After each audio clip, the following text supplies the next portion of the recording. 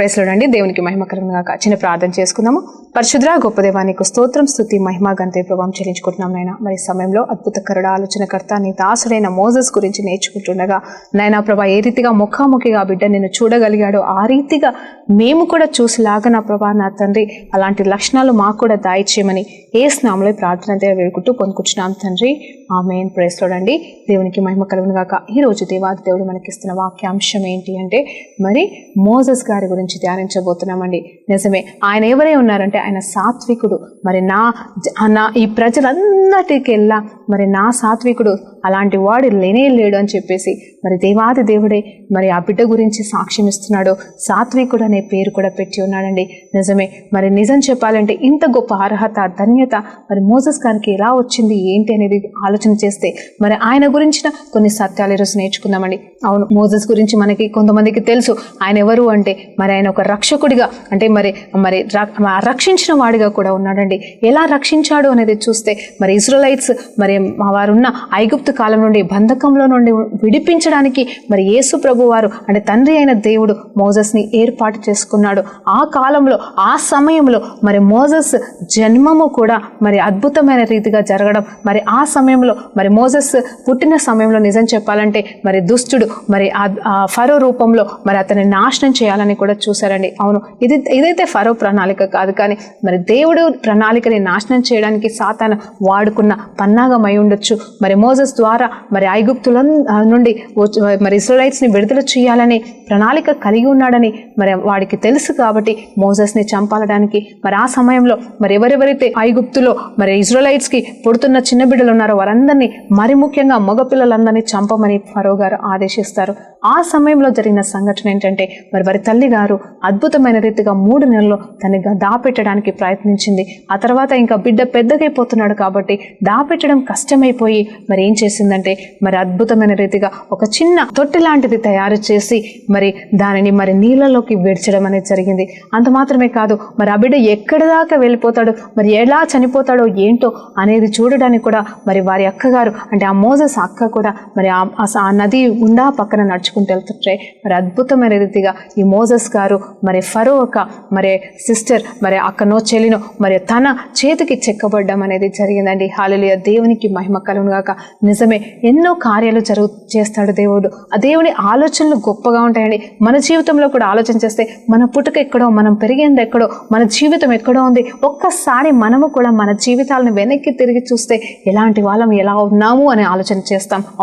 అవును, కొంతమంది అయితే బాగా బతికిన వాళ్ళం ఎలా ఉన్నామని, లేకపోతే నిస్సహాయ స్థితిలో ఉన్న వాళ్ళం ఈ రీతిగా దీవించబడ్డామని, లేకపోతే పాపపు రోత జీవితంలో ఉన్న మనము ఇదిగో నేను మరి ఈ రీతిగా దేవుని సేవ చేస్తున్నానని చెప్పేసి నేను అలా మనము ఎవరమైనా సరే మన జీవితంలో గతాన్ని ప్రెజెంట్ని పోల్చుకుంటే మరి ఎన్నో విషయాలు మనం తెలుసుకోగలము. మరి చాలా విషయాలు మనమే మన ద్వారా మనమే ప్రోత్సహించబడతామండి. హల్లెలూయా. దేవునికి మహిమ కలుగును గాక. ఇక్కడ మోసెస్ గారి జీవితం చూస్తే 40 సంవత్సరాలు మరి ఒక రాకుమారుడి లాగా మరి ఒక ప్యాలెస్లోనే మరి రాజుల దగ్గరే ఆయన పెరగడం అనేది జరిగింది. జ్ఞానవంతుడిగా ఉన్నాడు, అందమైన వాడుగా ఉన్నాడు, మరి అన్ని విద్యల్లో మరి తర్ఫీదును అందుకున్న వాడు ఉన్నాడు, యుద్ధానికి కూడా సంసిద్ధుడై ఉన్నాడు. నిజం చెప్పాలంటే మోసెస్ నత్తివాడని చెప్పేసి మరి ఏ దేవాది దేవుడు పలికినప్పుడు అంటే నువ్వు వెళ్ళి మరి నా పక్షాన మా ఫరో దగ్గర మాట్లాడాలి అంటే నేను నత్తివాడిని, నాకు మాటలు రావంటున్నాడండి. నిజం చెప్పాలంటే మోసెస్ గారు మరి పుట్టుకతో నత్తివాడు కాదు, అంత గొప్ప జ్ఞానవంతుడు, మరి ఫరో చేతిలోనే పెరిగిన వాడిగా ఉన్న ఈ వ్యక్తి మరి మాటలు రానివాడు కాదు, నత్తివాడు కానే కాదు. మరి ఆయన గురించి కొన్ని సత్యాలు మనం ధ్యానించవచ్చు. ఏ రీతిగా అంటే ఆయన 40 సంవత్సరాలు అయితే ఉన్నాడు, ఏ రీతిగా ఉన్నాడు అనేది మనకి తెలుసు. అంత మాత్రమే కాదు, ఆయన మరి రాణి చేత మరి పెంచబడినప్పుడు కూడా మరి తన అక్క కానీ తల్లి కానీ ఖచ్చితంగా వారిని కలిసి ఉంటుంది, మరి కలవకుండా లేరు. మరి ఆ సందర్భం అంతటి ఇప్పుడు నేను చెప్పాలి అనుకుంటే చాలా సమయం పడుతుంది, కానీ మనకి తెలుసు కదండి. మరి ఆ మిరియం ఏం చేస్తుందంటే మరి తన సొంత తల్లినే తీసుకొచ్చి మోసెస్కి పాలు తాగించడానికి మరి అక్కడ సంఘటన అనేది ఏర్పాటు చేస్తుంది. అంత మాత్రమే కాదు, ఆ తర్వాత ఖచ్చితంగా మోసెస్తో వీరు మాట్లాడడం అనేది జరుగుతుండొచ్చు. ఇగో నీ పుట్టుక గురించి అంటే మోసెస్ పుట్టుక గురించి సత్యాలు మోసెస్కి తెలియబడినాయి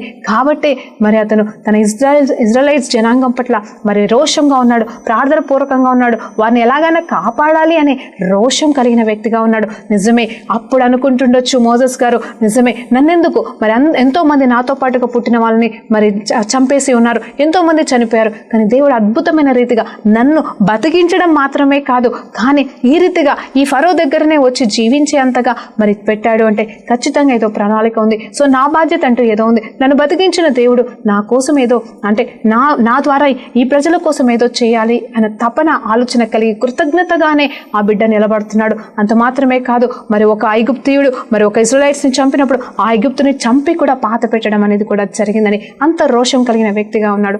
ఆ తర్వాత చూస్తే ఇద్దరు ఇజ్రాయెలైట్స్ గొడవ పెట్టుకున్నప్పుడు మీరెందుకు గొడవ పెట్టుకుంటున్నారో మనం కలిసి ఉండాలి కదా అని చెప్పేసి వారిని ప్రోత్సహించినప్పుడు జరిగిన సంఘటనను బట్టి మరి అక్కడ వారు నువ్వు ఐగుప్తులను చంపడం మేము చూడలేదా అని బెదిరించినప్పుడు మరి వెంటనే అమ్మో ఈ విషయం ఫరోకి తెలిస్తే మరి నన్ను చంపేస్తాడని పారిపోయాడండి. నిజమే, ఇక్కడ అసలు పారిపోవడం అనేది అవసరమే లేదు. మామూలుగా వెళ్ళి తన పనేదో తను చేసుకోవచ్చు. కానీ ఏమనుకున్నాడు తెలుసా? భయం అనేది తనలోకి వచ్చింది. ఇదిగో నేను ఇజ్రాయెలైట్ పక్షాన ఉన్నానని తెలుసుకుంటే, హల్లెలూయా, ఇదిగో నేను ఇజ్రాయెలైట్స్ కోసమే నిలబడుతున్నాను, ఇజ్రాయెలైట్స్ కోసమే నేను ప్రార్థన చేస్తున్నాను, వాళ్ళని ఎలాగైనా విడిపించాలనేది నా లక్ష్యము అని ఎక్కడ ఫరో తెలుసుకుంటే అప్పుడు నన్ను చంపేస్తే మరి దేవుడిచ్చిన ప్రణాళికకి మరి నేను దూరం అయిపోతానని అనుకున్నాడేమో అని నాకు అనిపించింది. ఇవన్నీ నా ఊహలండి, నిజాలు ఉన్నాయా లేదో నాకు తెలియదు. కానీ ఒకసారి మన జీవితంలో కూడా మన జీవిత విధానాన్ని కూడా మనం ఎక్కడి నుండి, ముందే చెప్పాను, ఎక్కడి నుండి వచ్చాము, ఎలా వచ్చాము అని ఆలోచన చేస్తే మనకు కూడా అలాంటి ఆలోచన వస్తాయా రావా? నిజమండి. అందుకోసమే, ఎందుకంటే నిన్న మొన్న ఈరోజు ఎప్పటికీ ఆలోచనలు ఒకే రకంగా ఉంటాయా అంటే ఉంటాయండి. నేనేమనుకుంటున్నానంటే నేను ఇవన్నీ కూడా నేను ఎందుకు ఇలా మాట్లాడుతున్నాను అనేది ఈ ముగింపులో మీకు అర్థమవుతుందని నేను నమ్ముతున్నానండి. మరి ఈరోజు ఏదో మిమ్మల్ని మ్యానిపులేట్ చేయడానికి లేకపోతే అవి ఇవి లేనిపోని కథలు చెప్పడానికి నేను ఇక్కడ రాలేదు. కానీ మరి అక్కడున్న సిచ్యువేషన్ బట్టి ఫరో మరి ఎదుట మరి నుండి పారిపోయిన మోజెస్ స్థితి ఏమై ఉన్నదనే గురించి నేను ఆలోచన చేస్తే నాకు అర్థమైంది. మరి ఆ తర్వాత అతను వెళ్ళిపోయాడు అక్కడి నుండి. ఏం చేయాలో తెలియట్లేదు, ఎలా విడిపించాలో తెలియట్లేదు. కానీ సామాన్యమైన వ్యక్తిగా తెలుసుకున్నాడు, నా వల్ల ఏమీ కాదు, నేను ఇంకా ఫరోని ఓడించలేను, ఇజ్రాయెలైట్స్ని విడిపించలేను అనుకున్నాను, కానీ అది నా వల్ల కాదనుకుని ఒక సామాన్యమైన వ్యక్తిగా మరి ఆయన మరి బతకడం జరుగుతుంది. 40 సంవత్సరాల వరకు ఎలాంటి సూచన లేదు, ఎలా కాపాడాలని తలంపు లేదు. మరి ప్రార్థన చేస్తున్నాడో మనకు తెలియదు. ఇజ్రాయెలైట్స్ని విడిపించాలి అనే తలంపులు ఆలోచనలు కలిగి ఉన్నాయేమో, కానీ ఆయన ప్రయాసం అయితే ఏమీ లేదు. ఆయన ఏమీ చేయలేని సిచ్యువేషన్ ఉన్నాడు. ఆ వేదనకి గురైన వ్యక్తి, అలా డిప్రెషన్కి వెళ్ళిపోయిన వ్యక్తి, సాధించలేకపోయాను అనే బాధతో పారిపోయిన వ్యక్తికి వచ్చిందండి అప్పుడు నత్తి. హల్లెలూయా, దేవునికి మహిమ కలుగుగాక. మన జీవితంలో కూడా ఎంతో జ్ఞానవంతులమైన మనం, ఎంతో తెలివి కలవలిగా వారమైన మనం ఒక్కొక్క సిచ్యువేషన్లో మనం ఎదుర్కొన్న పరిస్థితిని బట్టి, ఓటములను బట్టి అసలు మాటలు రాని వారిగా, అసలు ఒకరికి అంటే ఇంకా మన జీవితం కూడా నిరుత్సాహం అయిపోతుంది. సో మనం కూడా దేనికి పనికిరాని వాళ్ళగా ఇలా మోజెస్ లాగానే అయిపోతామండి. అలాంటి సిచ్యువేషన్లో 40 సంవత్సరాలు మరి ఆ రీతిగా ఉన్న ఆ వ్యక్తిలో దేవాది దేవుడు ఏమి చేశాడు తెలుసా? డైరెక్ట్గా దిగి వచ్చాడు. అవునండి, మన ఆలోచనలు మారచ్చు, మన ప్రణాళికలు ఓడిపోవచ్చు, కానీ దేవుని ప్రణాళిక నా పట్ల ఏవైతుందో అవి మారవు. దేవాది దేవుడికి తెలుసు. ఇప్పటివరకు నేను మాట్లాడిన ప్రతి ఒక్క మాట సత్యమని ఈరోజు నేను మీతో చెప్తున్నాను. ఎందుకు తెలుసా అండి? ఇదిగో దేవాది దేవుడు పిలిచిన పిలుపు అర్థం చేసుకున్న మోజెస్, అది చేయలేకపోతున్నాను, అది నా పిలుపు కాదేమో అని వేదనతో భయపడు, లేకపోతే మరి అదే దేవుని చిత్తం కాదనుకొని పారిపోయిన ఈ మోజెస్ ప్రణాళికని మర్చిపోయాడేమో, కానీ దేవుడు మాత్రం ప్రణాళిక మర్చిపోలేదు. పిలిచాడండి, ఎందుకు కాపాడుకున్నాడో, ఎందుకు రక్షించాడో, ఎందుకు ఫరో దగ్గర నిలబెట్టాడో ఆ ప్రణాళికని సంపూర్ణం చేయడానికి దేవాది దేవుడు మరి కొండ మీద అగ్ని రూపంలో వచ్చి దర్శించాడు. పొదలోకి వెళ్ళి మాట్లాడాడు, ఇదిగో ఇది పరిశుద్ధ స్థలం అని చెప్పాడు. అంత మాత్రమే కాదు, నువ్వు నా కోసం వెళ్ళు ఫరో దగ్గర. చూడండి, ఎవరి నుండి పారిపోయాడో ఈ వ్యక్తి, ఎవరి నుండి భయపడి పారిపోయాడో ఆ వ్యక్తికే మరి దేవుడిగా మాట్లాడే వ్యక్తిగా మరి దేవాది దేవుడు తర్ఫీదునిచ్చి నేర్పించి పంపించాడు. ఈ తర్ఫీదు ఎలా వచ్చింది అనేది చూస్తే ఈ 40 సంవత్సరాల మరి ఆ జ్ఞానపూర్వకమైన తర్ఫీదు కాదు, కానీ ఈ 40 సంవత్సరాలలో ఆయన తగ్గించుకున్న విధానం, నేను దేనికి పనికి రాను అని తీసుకున్న నిర్ణయం, అంటే నాకు అర్హత లేదు అంటే నేనేమంటున్నా అంటే ఆ మొదటి మోజెస్లో, ఆ 40 సంవత్సరాల వరకు ఉన్న మొదటి మోజెస్లో ఏముంది అంటే తొందరపాటుతనం ఉందండి. అంటే రక్తం ఉడుకుతుంది అంటారు కదండి, అలాంటి సిచ్యువేషన్ ఉన్నాడు.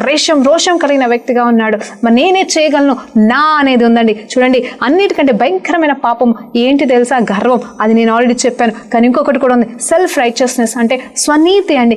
మనిషికి స్వనీతి అనేది అది దేవునికి అస్సలు ఇష్టం లేదండి. ఆ స్వనీతి అనేది మోసెస్కి 100% ఉంది. నేను విడిపించగలను, అందుకే దేవుడు నన్ను కాపాడాడు, బతికించాడు అనేది ఒక సత్యం ఉంది. అక్కడే స్వనీతి అనే పాపం కూడా తనలో ఉంది. ఆ స్వనీతిని నాశనం చేయడానికి దేవాది దేవుడు ఈ 40 సంవత్సరాలు ఆయనను సానువు పెట్టడం మాత్రమే కాదు, ఆయనకి తర్ఫీదు ఇవ్వడం మాత్రమే కాదు. తర్ఫీదు అంటే చూడండి, తగ్గింపు సిచ్యువేషన్కి, నా వల్ల ఏమీ కాదు అనే దీన స్థితికి రావడం కూడా అది నిజమైన తర్ఫీదుగా దేవాది దేవుడు చెప్తున్నాడు ఈ మధ్యాహ్న కాల సమయంలో. నిజమే, ఈరోజు ఆ బిడ్డ మరి 40 సంవత్సరాల తర్వాత దేవాది దేవుని ఎదుర్కొని, నేను మాట్లాడలేని దేవా, నేను వెళ్ళలేని దేవా, నా వల్ల కాదు, ఇంకెవరినన్నా పంపుకో అని తగ్గించుకుంటున్నాడండి. ఇది నిజమైన సాత్వికం కాదా? ఇది నిజమైన ఆలోచన కాదా? మరి ఇది నిజమైన యథార్థత కాదా అని ఈరోజు మీతో మాట్లాడుతున్నాను. నిజమే, అంతగా తగ్గించుకున్న ఈ సాత్వికుడిని దేవుడు విడిచిపెడతాడా? విడిచిపెట్టలేదు. అహరోన్నైతే తోడుగా ఇచ్చాడు, కాదనట్లేదు. కానీ మరి ఎంత గొప్పగా వాడుకున్నాడు అంటే కొన్ని సందర్భాలలో చూసినప్పుడు నాకు అర్థమైంది ఏంటంటే, ఒకసారి నిర్గమకాండం 32వ అధ్యాయం 32వ వచనాన్ని క్లియర్గా చూసినప్పుడు, అంటే అక్కడ క్లియర్గా ఒక మాట ఉంటుంది, దేవాది దేవుడు ఈ ఐగుప్తుల నుండి వాళ్ళని బయటకు, ఇజ్రాయెలైట్స్ని ఐగుప్తుల నుండి బయటకు తీసుకొచ్చినప్పుడు ఎర్ర సముద్రంని 2 పాయలుగా చేసిన తర్వాత కూడా ఎన్నో అద్భుతాలు, ఎన్నో సూచక క్రియలు వారు అనుభవిస్తున్న తర్వాత కూడా మరి వారు చేసిన తప్పిదవులు అంతా ఇంత కాదండి. విగ్రహాన్ని తయారు చేస్తున్నారు, ఇతనే మా దేవుడు, ఇతనే మమ్మల్ని ఐగుప్తు దేశం నుండి తీసుకొస్తున్నాడని మరి ఒక జంతువు బొమ్మని తయారు చేసుకొని దాన్ని పూజించడం మొదలుపెట్టినప్పుడు దేవాది దేవునికి కోపం వచ్చింది. అంత మాత్రమే కాదు, ఈ మనుషులు మూర్ఖులు, ఇలాంటి వారిని నేను నాశనం చేస్తాను అని మోసెస్ని ఏమంటాడు తెలుసా? నువ్వు ఒక్కడివే ఉంటావు, నిన్నొక్కడినే నిలబెట్టుకుంటాను, ఈ భూలోకాన్నంతటిని, ఇజ్రాయెల్స్ అంతటిని నాశనం చేసేసి నీ ద్వారానే సంతానాన్ని తీసుకొచ్చి నిన్ను హెచ్చించి ఘనపరుస్తానని అంతగా ప్రేమపూర్వకంగా, అంతగా సంతోషపూర్వకంగా మరి మోసెస్ని దేవుడు హెచ్చించబోతుండగా దేవాది దేవునికి మోసెస్ గారు ఇచ్చిన జవాబు ఏంటి తెలుసా? అయ్యా, నువ్వు కానీ వీరిని నాశనం చేసే ఉద్దేశం నీకుంటే ముందు నువ్వు నీ జీవ గ్రంథంలో, చూడండి 32వ వచనం క్లియర్గా మాట్లాడుతుంది, మొట్టమొదటిగా నా నామాన్ని నీ జీవ గ్రంథంలోకి వెళ్ళి తుడిచివి అంటున్నాడు. అంటే ముందు నన్ను నాశనం చేయదేవా, నన్ను నాశనం చేసిన తర్వాత నీ ఇజ్రాయెలైట్స్ని, నీ బిడ్డల్ని, నీ సంతానాన్ని నువ్వేమన్నా చేసుకో అని నిలబడుతున్నాడండి. నిజం చెప్పాలంటే దేవాది దేవుడైతే మారని దేవుడు, మార్పు లేని దేవుడు కదండి. ఆలోచనలో కూడా ఆయన నిర్ణయాలు స్థిరమైన నిర్ణయాలు. కానీ ఇక్కడ మోసెస్ చేస్తున్న ప్రార్థనకి, మోసెస్ పలుకుతున్న ఆ మాటకి చూడండి ఎంత గొప్ప ధైర్యం, ఈయనకు వచ్చింది. చూడండి, దేవాది దేవుడి దగ్గరికి, ఈయన వేరే వాళ్ళని చంపిన ఈ వ్యక్తి, నా వల్ల కాదు అని చెప్తున్న ఈ వ్యక్తి, నేను ఫరో దగ్గర నిలబడలేను, నాకు ధైర్యము చాలదు, నేను నత్తివాడినని చెప్తున్న ఈ వ్యక్తి మాట్లాడుతున్న మాట దేవాది దేవుడితో ఎంత అన్యోన్య సంబంధం ఉండకపోతే ఇంత ధైర్యంగా దేవా నన్ను చంపు ఫస్ట్ అని చెప్పగలుగుతాడండి, అనగలుగుతాడు. అంటే అంత గొప్ప ధన్యత, దీవెన కలిగిన బిడ్డగా మోసెస్ ఉన్నాడు. మరి ఆ మోసెస్ మాటకి, ఆ ప్రార్థనకి దేవుడు ఏ రీతిగా జవాబు ఇచ్చాడు తెలుసా? మరి ఇజ్రాయెలైట్స్ని నాశనం చేయలేదు సరిగదా, ఇజ్రాయెలైట్స్ని మరలా క్షమించి మరి ముందుకు నడిపించాడు. నిజమే, అక్కడ ఎవరైతే కొద్ది మంది అయితే తప్పు చేశారో మరి ఆయన మాట మార్చని దేవుడే, కరెక్టే. నా దేవుడైతే మరి ఒక్క ఆలోచన ఏంటంటే, దేవుడు ఆలోచన అందరినీ నాశనం చేయాలని, ఆలోచన నుండి తప్పించి ఎవరైతే తప్పు చేశారో ఆ సిచ్యువేషన్లో వారిని మాత్రమే దేవుడు నాశనం చేసినట్టుగా మనం బైబిల్ గ్రంథంలో చూస్తాము. నిజమే, దేవుడైతే అహంకారాన్ని కానీ మరి దేవుడైతే అన్యాయాన్ని సహించేవాడు కాదమ్మా. మరి అన్యాయస్తులకి శిక్ష ఖచ్చితంగా ఇస్తాడు. ఆ పాత నిబంధనలో మరి నాశనమే చేశాడు, కొత్త నిబంధన ప్రకారం ఆయన వెల చెల్లించున్నాడు కాబట్టి క్షమిస్తాడు, సమయాన్ని ఇస్తాడు, సరిచేయడానికి ప్రయత్నిస్తూనే ఉంటాడు. ఎప్పటి వరకు అంటే మనం మారేంత వరకు. మరి ఆయన కరుణామయుడు, ఆయన కటాక్షము కలిగిన వాడని మరి ఆ సందర్భంలోనే మరి మోసెస్ గారు గొప్పగా ఆయన గురించి పాట పాడుతున్నాడండి. హల్లెలూయా, దేవునికి మహిమ కలుగుగాక. ఆయన కృప గొప్పది, ఆయన ప్రేమ శాశ్వతమైనది, ఆయన లాంటి వారు లేరు, ఆయన పరిశుద్ధుడు అని చెప్పేసి ఆయన పరిశుద్ధత గురించి గొప్పగా పొగుడుతూ మరి పాట రాసినట్టు కూడా మనకి తెలుసు. ఎవరండి? మోసెస్ గారు. హల్లెలూయా, దేవునికి మహిమ కలుగుగాక. మరి ఆ తర్వాత ఇంకొక సందర్భం చూసినప్పుడు మరి మోసెస్ని మరి దేవాది దేవుడు మరి 40 దినములు 40 రాత్రులు మరి ఏకాంతంగా గడపడానికి కృపనిచ్చాడు. ఏ రీతిగా అంటే ఆ సమయంలో నువ్వు రా మోజెస్ అన్నప్పుడు ఈ మోజెస్ గారు వెళ్తారు. అక్కడ ఆ కొండ పైన మరి దేవుని సన్నిధిలో మరి ఆయన ముఖకాంతిని చూస్తూనే మరి హల్లెలూయా ముఖాముఖిగా చూస్తున్నాడు. ఆయన సన్నిధిలో ఆయన స్వరం వింటున్నాడు. మరి దేవాది దేవుని ముఖమైతే చూడట్లేదు, కానీ ఆయన మహిమను చూస్తున్న ఈ వ్యక్తి జీవితం ఎలా ఉందనేది చూస్తే ఒక్కసారి ఆయన మొదటి 40 దినములని, ఆ 40 సంవత్సరాలని, మొదటి 40 దినములను పోల్చుకున్నట్టయితే ఆయన వెళ్ళాడు దేవుని దగ్గర. ఆయన ఆజ్ఞలన్నీ కూడా మరి తండ్రి గారు ఇస్తున్న ప్రతి ఆజ్ఞను ఆయన రాసుకున్నాడు. అంత మాత్రమే కాదు, తండ్రి దేవుడు తన చేతులతో చెక్కిన మరి ఆ పలకలు 2 పలకలండి, ఆ 2 పలకలు తనే తయారు చేయడం మాత్రమే కాదు, ఆ పలకల మీద తన స్వహస్తాలతో రాసిన ఆ 10 కమాండ్మెంట్స్ని మరి మోజెస్ గారి చేతిలో పెట్టడం జరిగింది. అవును, ఇదంతా జరగడానికి మరి వారు 40 దినములు కలిసి ఉన్నట్టుగా మనకి బైబిల్ చెప్తుంది. ఆ 40 దినముల తర్వాత ఏమి జరిగిందో తెలుసా? మరి వెంటనే దేవుడు చెప్తున్నాడు, పైనుండి చూస్తున్నాడు. మోజెస్కి అయితే ఇవన్నీ తెలియదు. మరి అక్కడ విగ్రహం అనేది తయారు చేశారు, దాన్ని ఆరాధిస్తున్నారు, దాన్ని పూజ చేస్తున్నారు అని ఇక్కడ మరలా మరి యేసు ప్రభు తండ్రి దేవుడికి కోపం వచ్చినప్పుడు మరి నువ్వు వెళ్ళు చూడు వాళ్ళు ఎలా చేస్తున్నారు అన్నప్పుడు మరి అక్కడ మోజెస్కి అయితే తెలుసు. మోజెస్కి చెప్పే మరి దేవుడు పంపించాడు, ఇదిగో వెళ్ళు ఈ ఆజ్ఞలు పాటించండి అని చెప్తూనే వెళ్ళాడు. మరి అక్కడికి వెళ్ళిన తర్వాత మరి వెంటనే వారి స్థితిని చూసి మరి విన్న మనిషే, కానీ అది చూసిన తర్వాత ఎంత రోషం వచ్చిందంటే ఈ మోజెస్ గారికి వారి మీద ఎంతో కోపం వచ్చింది. అంటే ఆ టైంలో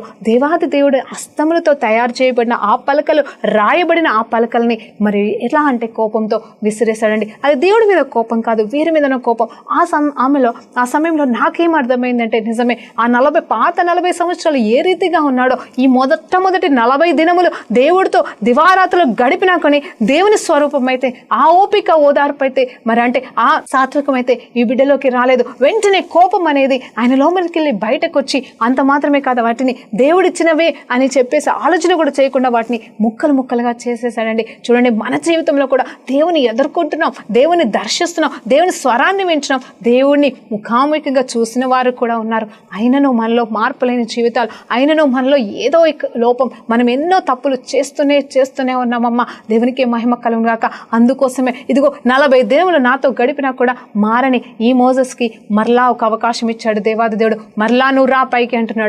పైకి రా, ఎట్లా రమ్మంటున్నా అంటే ఈసారి అలాంటి పలకల్ని నువ్వే తయారు చేసుకుని రా, అంటే నువ్వే చేసుకుని రా, నువ్వే చెక్కుకొని రా అంటున్నాడు. చూడండి, మొట్టమొదటైతే పలక చెక్కింది దేవుడే, మరి పలకల మీద చెక్కింది దేవుడే, కానీ ఈసారి రెండోసారి ఆ 40 దినముల రాత్రుల పరిస్థితి ఏంటంటే మోజెస్ రాయాలండి. చూడండి, నిజమే ఆ మోజెస్కి కూడా ఈ అర్హత దేవుడే ఇచ్చాడు. ఎందుకంటే అక్కడ చూశాడు, ఆ పలకలు ఏంటో తెలుసుకున్నాడు, అంటే దేవుని విధానము, దేవుని ఆలోచనలు తెలుసుకున్నాడు. కానీ దేవునిలాగా ఎలా ఉండాలో తెలియలేకపోయింది మోజెస్ గారికి.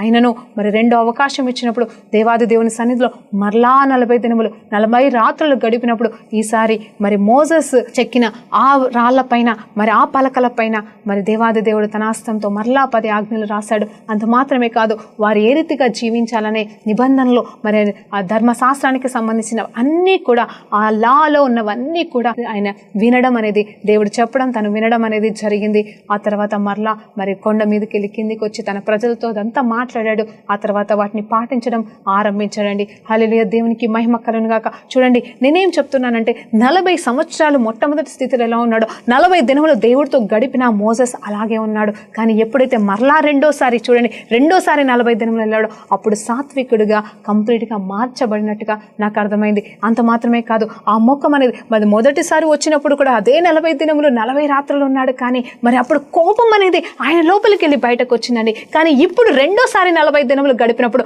ఆయనలోకి వెళ్ళి కోపము, పగ అనేది రావట్లేదు, కానీ ఆయన దేవుని స్వరూపాన్ని కంప్లీట్గా పొందుకున్నట్టుగా తెలుస్తుంది. నిజమేండి, మనము కూడా ఈ 40 దినములు అనేది ప్రత్యేకత ఏంటనేది ఇక్కడ నేను చెప్పడానికి లేదు. కానీ దేవునితో గడపాలి అంటే ప్రతిసారి ఒక్కసారి 40 దినములు చేశానని కాదు, కానీ ప్రతి దినము మనం ఆయనతో గడపాలి. ప్రతిరోజు ఆయనతో గడిపినప్పుడు మనలో ఉన్న దేవునికి ఆయాసకరమైనవి, దేవునికి ఇష్టం లేనివి ఏవైతే ఉన్నాయవన్నీ కూడా పోతాయమ్మా. చూడండి, మోజెస్తో ముఖాముఖిగా చూసిన వ్యక్తికి మరి ఆయనలో ఉన్న కోపం పోలేదు అంటే మరి మనం ఎంతటి వారము, మనమే పాటి వారము, మనం ఎంతగా దేవునితో గడపాలా, మనం ఎంతగా దేవునిలాగా మారాలా అనేది ఈరోజు ఈ మోజెస్ నుండి మనం నేర్చుకుంటున్నాము. నిజమే, ఆయన యథార్థత, మరి నిజం చెప్పాలి అంటే మోజెస్ని కూడా నాశనం చేయగలడు, కానీ మోజెస్లో ఉన్న యథార్థత, ఆయన ఆ సమయ అనుకూలమైన మాటలు, మరి తలంపులు, ఆలోచనలు ఎప్పుడైతే దేవుడు ఎన్నో ఎన్నోసార్లు కోపానికి వచ్చి వీళ్ళని నాశనం చేస్తా అన్న ప్రతిసారి నన్ను చంపు ఫస్ట్ అనుకుంటూ ఎదుర్కొంటున్న ప్రేమ మరి ఎంత గొప్పదండి. తన కోసం మాత్రమే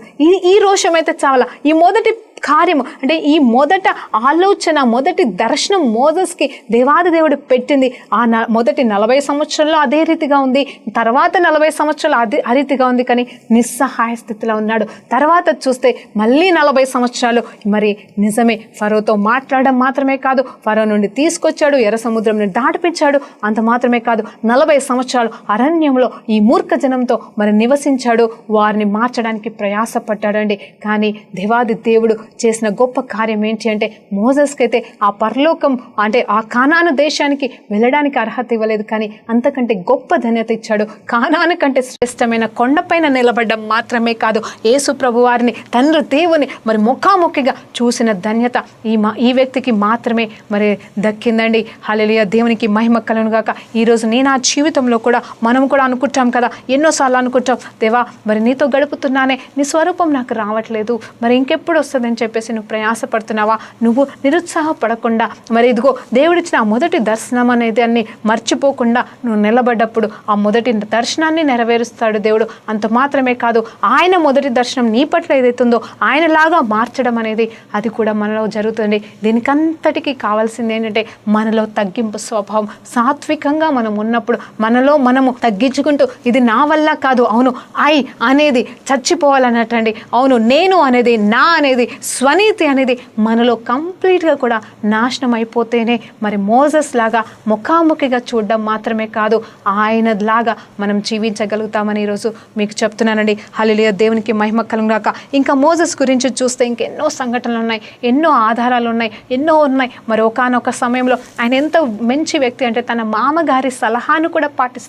పాటించాడండి. నిజమే, మనమైతే అసలు కొంచెం అభిషేకంలోకి వెళ్ళంగానే కొంచెం పరిచర్య పెరగంగానే మనం ఇంకొకరి మాట అస్సలు వినమండి. చూడండి, ఈయన దేవాది దేవుడి ముఖాన్నే డైరెక్ట్గా చూస్తున్నాడు, ఆయన సన్నిధికి వెళ్తున్నాడు, ఆయన టర్మనాకిల్ అంటే ఆయన పరిశుద్ధ స్థలాన్ని ఏర్పాటు చేసి ప్రతిదినం ఆయన సన్నిధిలో గడుపుతున్నాడు. ప్రతి ప్రశ్నకి ఆయన దగ్గరికి వెళ్ళి జవాబు తెచ్చుకుంటున్న ఈ వ్యక్తి తన మామ ఇచ్చిన సలహాను కూడా పాటించాడు. ఎందుకంటే మరి ఈయనేమంటే ఈయనకు ఒక జ్ఞానం వచ్చింది ఏంటంటే ఇదిగో ఎవరు చెప్తుంది కరెక్ట్, ఎవరు చెప్తుంది రాంగ్ అనేది కూడా తెలుసుకోగలిగాడు. ఆయన అవును నేను నా వల్ల అన్ని పనులు కావని తెలుసుకుని తన మామిచ్చిన సలహాలు సైతం పాటించి మరి గుంపులుగా మరి ఆయన తర్ఫీది అంటే వారికి తీర్పు తీర్చాల్సిన సమయంలో వారికి న్యాయం చేయాల్సిన పరిస్థితిలో మరి ఎలా అంటే టీం వైజ్గా మరి 10 మందిని అని తర్వాత 50 మంది కోసమని అట్లా యజమానులాగా పెట్టేసి వారిని నడిపించడం అనేది కూడా జరిగింది. మొత్తం తన మీదనే పెట్టుకోలేదు, కానీ తన ద్వారా తన తర్వాత శిష్యులు వచ్చేలాగన మరి వారికి తర్ఫీదిస్తూ ముందుకు అంటే తన మట్టుకే తను పెట్టుకోలేదు. యెహోషువతో కూడా దేవుడు మాట్లాడుతున్నాడు. ఎలా మాట్లాడుతున్నాడు అనేది చూస్తే మరి ఇదిగో మరి అతన్ని నీ తర్వాత నేను ఎన్నుకోబోతున్నాను అని అన్నప్పుడు కూడా మరి అయ్యా నా తర్వాత నా బిడ్డలు రావాలి కదా అనే స్వార్థం అనేది కూడా మోజెస్లో లేదండి. నిజమే కదా, ఎవరికైనా అంతే కదండి. మరి మోజెస్ తర్వాత మోజెస్ కుమారులు రావాలి కదా, మరి మోజెస్కి పిల్లలు ఉన్నారు కదా అని మరి నా పిల్లలు కదయ్యా నా తర్వాత రావాల్సింది, నా తర్వాత పాలించాలి అని ఆయన కోరుకోలేదు. కానీ దేవుడు ఎవరిని అభిషేకించమంటే ఎవరిని నిలబెట్టమంటే వారిని నిలబెట్టడానికి కూడా ఇష్టపడ్డాడు ఈ మోజెస్ గారు. అంత గొప్ప సాత్వికుడు, మరి అంత గొప్ప ధన్యత కలిగిన వ్యక్తిలాగా మనలో కూడా మనల్ని దాటకుండా మరి అంటే దేవాది దేవునికి కోపం అయితే ఇప్పుడు రాదండి. నిజం చెప్పాలంటే ఆయన ఉగ్రత కాలం అయిపోయింది. ఎందుకంటే ఆయన ఉగ్రత అంతా కూడా యేసు ప్రభు మీద కుమ్మరించడం జరిగింది. యేసు ప్రభు కార్చిన రక్తం ద్వారా ఆయన చేసిన యాగం ద్వారా మరి అవన్నీ కూడా మరి తొలగొట్టబడ్డాయి. కానీ మిగిలిందల్లా ఏంటి అంటే మనలో ఉన్న పాపం అండి. ఆ పాపాన్ని మనం కడుక్కోవాలంటే దేవునికి అనుమతిని ఇవ్వాలి. కాబట్టి ఆ అనుమతిని మనం ఎలా ఇవ్వగలుగుతాము అంటే నీ స్వనీతిని చంపేసుకొని నాలో ఏం మించి లేదు దేవా అని నువ్వు తగ్గించుకొని దేవుని దగ్గర నిలబడ్డప్పుడు ఆయన రక్తంతో నేను కడగడం మాత్రమే కాదు నిన్ను సాత్వికంగా మారుస్తాడు. అంత మాత్రమే కాదు నీకు ఇచ్చిన ఆ దర్శనము ఎలా వెళ్ళాలో ఎలా నడిపించబడాలో ఎలా అయితే చూడండి 120 సంవత్సరాల వరకు మరి దేవాది దేవుడు మరి మోజెస్ని నడిపిస్తూనే ఉన్నాడు, తర్ఫీదిస్తూనే ఉన్నాడు. చివరి వరకు మరి చూస్తే ఆయన మరి నిజంగా చెప్పాలంటే కానానికి కూడా అడుగు వదిలిపెట్టలేదు, కానానికి కూడా తీసుకెళ్ళలేదు. ఎక్కడి వరకు ఆయన ప్రయాణం ఉందో అక్కడి వరకే ఆపినట్టు కూడా తెలుస్తుంది. అవును, మరి ఒకసారి బండుతో మాట్లాడమన్నప్పుడు కొట్టాడు కాబట్టి అందుకోసమే అతనికి ఆ శాపం వచ్చింది అని బైబుల్ చెప్తుంది. నిజమే, అంటే శాపం అంటే ఆపివేశాడు కానాన్ని చూడకుండా. కానీ నిజం చెప్పాలంటే కానాన్ కంటే శ్రేష్టమైన దేవుణ్ణే చూశాడు. నిజంగా ఇంకొక విషయం ఆ రూపాంతర కొండ పైన నిజం చెప్పాలంటే దేవాది దేవునితో దిగి వచ్చి యేసు ప్రభుతో పాటుగా పక్కన ఏలియా గారితో పాటుగా నిలబడి మరి అక్కడున్న పేతురు, యోహానుకి, మరి అంత మాత్రమే కాదు ఇంకో వ్యక్తికి, వీరు ముగ్గురికి, జేమ్స్కి, మరి మీరు ముగ్గురికి దర్శనం ఇచ్చిన గొప్ప వ్యక్తిగా, అభిషేక్తుడిగా మరి మోజెస్ గారు ఉన్నారండి. హల్లెలూయా, దేవునికి మహిమ కలుగును గాక. అంతకంటే గొప్ప కానాన్ అయితే గొప్ప కానాన్ కాదండి.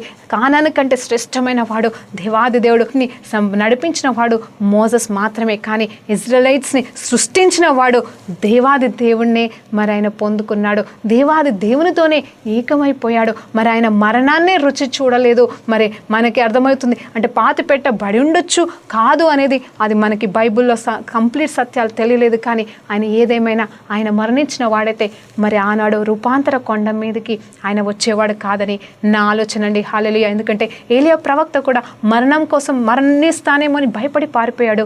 ఏలియాకి మరణం అనేదే చూడలేదు.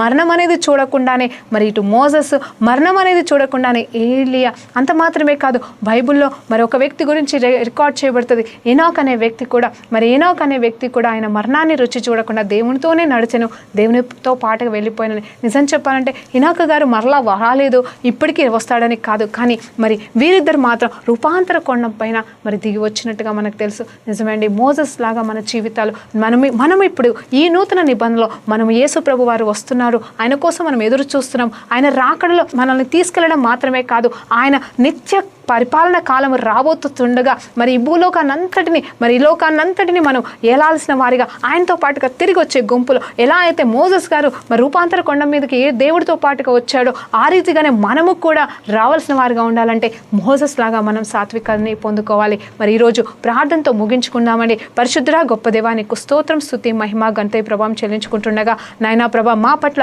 మీరు కలిగి ఉన్న అత్యున్నతమైన ప్రణాళికలోనికి మేము వెళ్ళాలి అంటే మాకు కావాల్సింది సాత్వికమయ్యా. ఆనాడు మోజెస్ పొందుకున్న సాత్వికాన్ని మాకును దయచేసి ఆయనలాగా ప్రభా మేము కూడా జీవించలాగా, ముఖాముఖిగా నిన్ను చూచేలాగా కృపను దయచేయమని వింటున్న ప్రతి బిడ్డను దీవించి ఆశీర్వించమని యేసయ్య నామములో ప్రార్థన వేడుకుంటూ పొందుకుంటున్నాం తండ్రి. ఆమేన్.